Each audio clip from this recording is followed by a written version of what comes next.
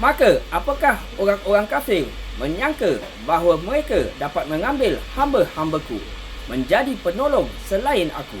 Sesungguhnya kami telah menyediakan neraka jahanam tempat tinggal bagi orang-orang kafir. Katakanlah, apakah akan kami beritahukan kepadamu tentang orang-orang yang paling merugi perbuatannya, iaitu orang-orang yang telah sia-sia perbuatannya dalam kehidupan dunia ini, sedangkan mereka menyangka bahawa mereka berbuat sebaik-baiknya. Okey, manusia kat dunia ni akhir zaman ni, mereka fikir mereka berbuat kebaikan, tetapi kebinasaan tidak bagi mereka yang tahu kod. Kau nak buat baik pun kau tengok Al-Quran, Allah akan perintahkan. Kan saya bilang ada ayat berpaling. That means jangan terlalu rapat atau mengharap masalah. Apabila Allah dah bilang berpaling, saya akan berpaling dari orang tu. Situ juga ada guidance. Sini dia bilang saya orang kafir nak menggunakan hamba-ku. Awak orang yang berilmu, satu ketika orang sanggup bayar awak. I pay you, can you tell me, tomorrow I play share, my share go up or go down. Pun boleh tahu dalam Quran sama dia share dia naik atau turun. Dia boleh ambil untung. You see or not? So don't do that. Macam saya cakap, yang penting ni kitab ni sebenarnya untuk melihat kita punya kadar-kadar. Tetapi kalau sifat nak menolong tentang orang Islam, sama ada dia main share yang halal dia, kita boleh tolong. Faham tak? Tergantung pada nawaitu awak. Nawaitu awak yang terbaik untuk kebaikan lah. Kalau untuk kejahatan dengan ikut, awak akan it can happen, tapi awak akan ditanya. Disoal lah. Disoal something yang awak bikin negatif. Sebab tu saya bilang dalam kod ni, saya sering melihat diri saya, kadang-kadang saya. Kalau kita melihat orang lain, sama lah seperti zaman sekarang, hacking lah. Yes, hacking somebody PR. Allah tak izinkan. Melainkan ada sebab tertentu. Saya kasih contoh. Saya janji dengan seorang kawan saya ni, katakanlah hari Senin pukul 10 pagi. Sampai 12 tengah hari, saya tak dapat hubungi dia. Mana dia ni? Saya boleh tengok Al-Quran. Saya boleh tengok, saya rekod apa jadi dengan orang tu. Apa akan terangkan apa jadi dengan dia. Kemalangan, dah meninggal, ataupun ada kesusahan, ataupun dia bastidkan awak. Semuanya Allah akan kasih tahu. Baru saya boleh tengok. Faham tak? Faham tak? Jadi kita tidak ada sifat buruk sangka. Allah paling pantang orang ada buruk sangka. Kita tak ada buruk sangka. Kalau kita handle, melihat kod ni tadi, semua Allah yang jelaskan. Jadi tidak ada buruk. Kalau orang tu jahat lah Allah bilang. Orang tu baik-baik lah. Jadi kita tidak ada buruk sangka. Sebab tu maaf cakap ada orang saya tak layan. Sebab apa? Saya tahu apa yang Allah bilang saya tentang orang ni. Dia ada sifat buruk atau apa-apa, saya akan withdraw. Berpaling saya senang je. Saya matikan diri. Kau aku. Nak buat kau. Tak layan. Kalau ada handphone, maaf cakap, saya block. Saya tak nak communicate dengan orang ni. Dia sampai masa ni, stop. Kau nak cerita apa, cerita lah. Bagi aku ikut perintah Allah. Allah bilang, berpaling dari orang ni, saya akan berpaling. I block everything. I don't want to see him or her. Faham tak? Okey, teruskan. Mereka itu orang-orang yang kafir terhadap ayat-ayat Tuhan mereka dan kafir terhadap perjumpaan dengan dia.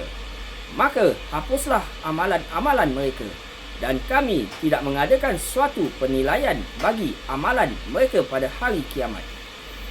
Demikianlah balasan mereka itu, neraka jahanam, disebabkan kekafiran mereka dan disebabkan mereka menjadikan ayat-ayatku dan rasul-rasulku sebagai olok-olok. Nampak? Bila kod dah turun ni, mestilah Allah select orang-orang dia untuk mengeluarkan sesuatu ilmu ni. Jadi dia bilang rasul ni dalam bahasa Arab menyampaikan. Kalau Rasulullah, Nabi. Dan rasul ni juga boleh kita istiharkan para wali. Tugas mereka menyampaikan sesuatu. Tapi kebanyakan sekarang saya tengok para wali, semua dia menyampaikan ni tangkap handsome. Semua ambil gambar. Hai. Ni wali angkat minta doa. No, wali yang betul-betul dia wali, saya bilang sesuatu yang dia nak menyampaikan, sesuatu yang dia nak memberi untuk kehidupan orang-orang yang Allah select atau Allah pilihkan. Dia sampaikan perkara-perkara yang supaya mereka mengetahui. Bukan tangkap handsome. Sekarang dan wali sangat rahsia. Terlalu rahsia. Not everybody can know him. Apabila seorang wali, satu dunia kenal dia wali, makam dia sangat rendah, Allah bilang. Sangat rendah. Jadi wali tengah doa je, tak nak boleh bangun, tak apa. Tapi wali yang tidak terkenal, itu makam dia sangat tinggi. Terlalu tinggi, saya bilang. Dan dia terkenal atau dia dikenal bila dia nak meninggal. a matter of short period of time. Itu ibarat kata Allah play the game. Okay, now you can know him, but in a very short period of time dia akan tinggalkan dunia ni. Dan jangan sibuk-sibuk pergi kubur dia pula. Dia nak rest. Tapi kebanyakan orang bila wali tu dah mati pun sibuk dia pergi kubur dia. Dia ni wali ni. Wali pun kadang-kadang tolong, kadang-kadang malas. Dia tidur. Jangan kacau bangun tidur. Dia need rest. Sebab dia rabak-rabak kat dunia ni dia kena. Rabak-rabak. Kerana dunia ni bukan tempat dia. This is not their place. Mereka dizalimi, mereka dikejam, mereka ingin dibunuh pun. Nak dibunuh. Wali punya penderitaan ni tadi. Tetapi macam dia cakap, dia tahu ni bukan tempat dia. Tempat dia di akhirat.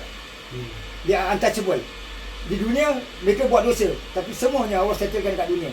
Dekat akhirat dia just for the certain task yang disuruh, lepas tu dia go to whatever heaven they want to go. Tapi tidak orang wali yang pamer. Wali yang pamer memang dia wali, tapi dia banyak pamer. Kalau saya jumpa dia, bukan jadi artis lagi banyak. Saya ambil gambar, ya. Ambil gambar tu, ambil tu. What can he do? What can he do? Paling dia nasihat dia. Paling kondisi boleh 5 tu je juga. Dan modal tak ada, itu juga.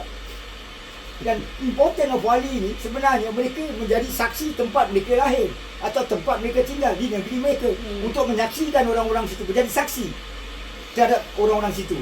Kalau mereka suka merayap sana, merayap sini, ambil gambar sana, ambil gambar sini, dia jadi saksi dengan negeri yang dia pergi. Kemudian di situ pun ada wali. Wali tu akan cakap, kau kan sibuk-sibuk ke sini buat apa? Kalau wali tu yang pandai kan sibuk, aku jadi saksi, kau jadi saksi, ambil lah. Dia cakap. Di akhirat main-main. Semua ni aku kenal ni wali, semua jadi saksi semua. Betul wali, aku dulu ada buat apa, kau tolonglah aku ni. Kau pergi layan berapa juta manusia. Oh faham tak? Kan boleh cakap dengan Allah. Ya Allah, tolong aku ya Allah banyak. Kau pandai cakap, pamerkan diri kau. You're not supposed to show yourself, you show yourself. Kau jadi popular sekarang, orang cuma minta kau bersyafaat. Kemudian apabila banyak sangat ambil syafaat dia, neraka akan kosong. Wali sign, surga, wali sign, surga.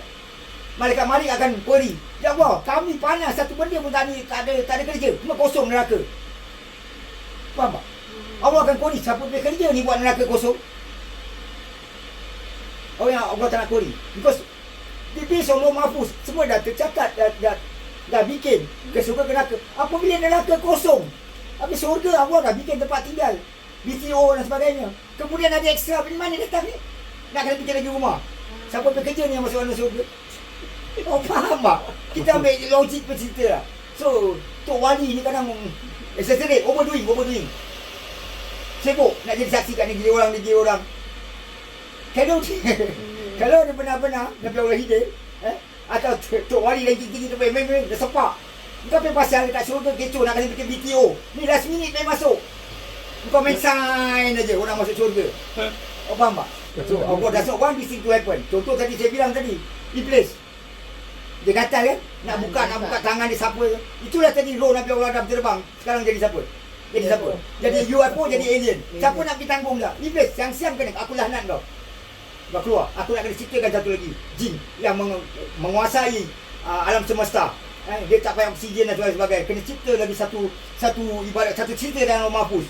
Kerana ini benda baru. Waktu dia bilang kun fayakun, jadi Lauh Mahfuz kan. Iblis sebenarnya, selain dia tidak mau sujud pada Nabi Allah Adam, dia pergi buka itu roh Nabi Allah Adam along the way. Sepatutnya dia orang declare dekat dunia. Akhirnya declare dekat syurga. So dia kena lanat. Dia gatal pergi buka tu. Itulah tadi roh Nabi Allah Adam dibuka di angkasa. Itulah tadi Allah jadikan jasad jadi jin. Awak panggil tu ini benda tak di dalam hadis. Itu benda Al-Quran cuma sipi-sipi je ayat dia. Kuciptakan langit, kuciptakan bumi dan di antaranya. Dan semua makhluk-makhluk aku yang ciptakan. So very minimum punya knowledge that you have. Unless you go very deep in Al-Quran, unless you ask a lot of questions to Allah. Allah will tell you, Allah will show you, who are this, what is this. Kalau tidak, mana saya tahu, saya tidak ada reka-reka.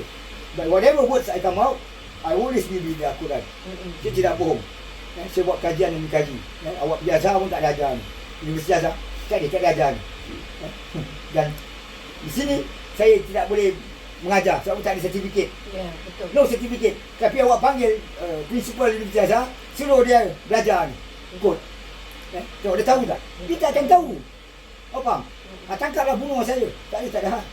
Lepas tu 7 hari lepas saya dibunuh. Allahu Akbar. Terusan.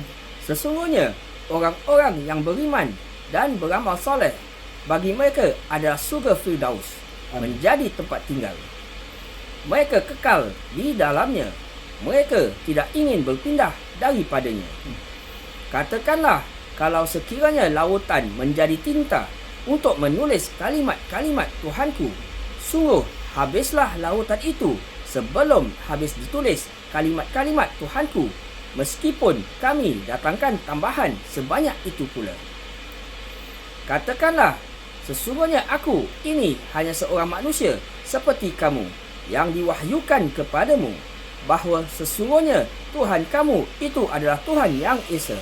Barang siapa mengharap perjumpaan dengan Tuhannya, maka hendaklah ia mengerjakan amal yang soleh, dan janganlah ia mempersekutukan seorang pun dalam beribadah kepada Tuhannya. Sadaqallahul azim. Okey, awak tengok ayat 110 ni. Ini bukan Nabi.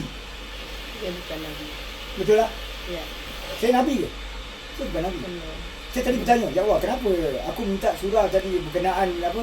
Berkenaan tentang kod ni, tapi berkenaan manzilah di mana matahari, bulan beredar untuk mendapatkan ni jadi surah apa yang nak dibaca untuk hari ni. Kalau kita tadikan dengan date of birth kita.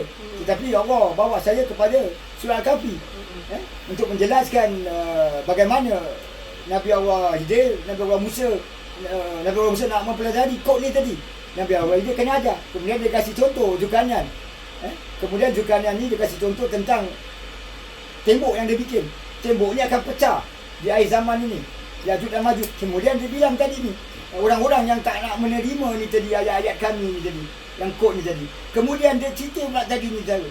Awak baca yang 110 yang penghabisan ni. Awak dah ambil rumusan ni tadi yang saya minta dengan Allah. Tunjukkanlah ibarat kata what are this code, how this code is happened tentang surat Torah masuk kepada Al-Quran ni. Kemudian siapa saya? Baca sekali dah 110.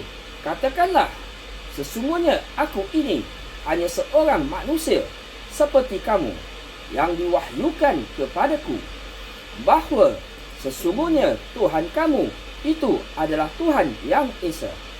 Barang siapa mengharap perjumpaan dengan Tuhannya, maka hendaklah ia mengerjakan amal yang soleh, dan janganlah ia mempersekutukan seorang pun dalam beribadah kepada Tuhannya.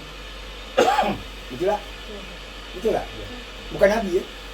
Kita tak tulis Nabi kan? Nabi kan manusia. Tugas saya macam sampaikan ini kod. You will use it. Dan dia sangat manusia memerlukan ini benda. Untuk mereka balik kepada destination, good destination. Faham? Saya rekam yang lagi. Okay. Mari kita makan yang kali kedua.